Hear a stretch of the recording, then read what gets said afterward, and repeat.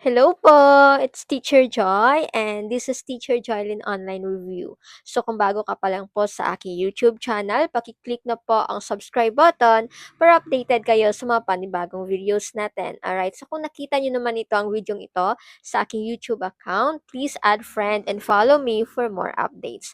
So today ay magbibigay ako ng 1 point sa General Education and this is good para sa mag-exam this September. Alright, so ang tanong natin, he was known as the Prince of Visayan poets and bard from Bohol. Letter A, Ramon Magsaysay. B. Carlos P. Garcia. C. Joseph Estrada. Or letter D, Ferdinand Marcos.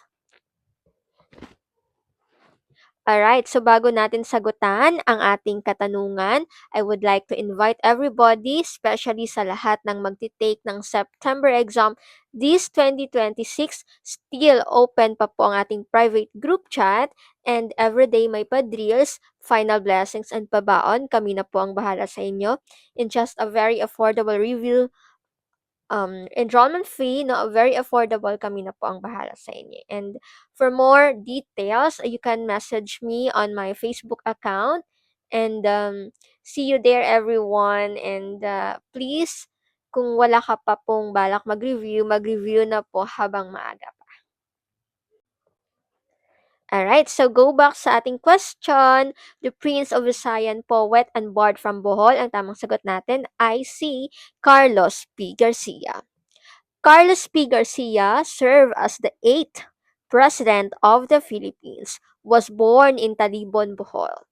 He was gifted poet and writer, widely honored with the titles Prince of Visayan Poets and Bard from Bohol. Lumabas po yan. He was also known for his Filipino first policy or Filipino muna. What about the other options? Ramon Magsaysay is from Zambales, ika-7 na Pangulo, known as the Champion of the Masses. What about Joseph Estrada?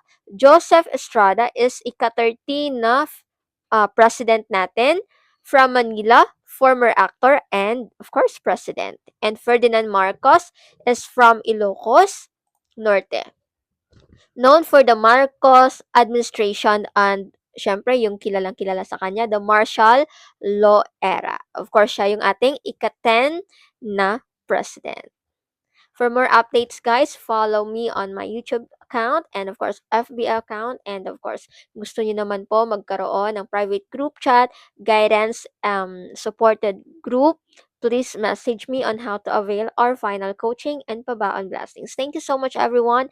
Once again, this is Teacher Joy. May 1 point na po kayo sa channel. Ayun lang po. Good day, everyone!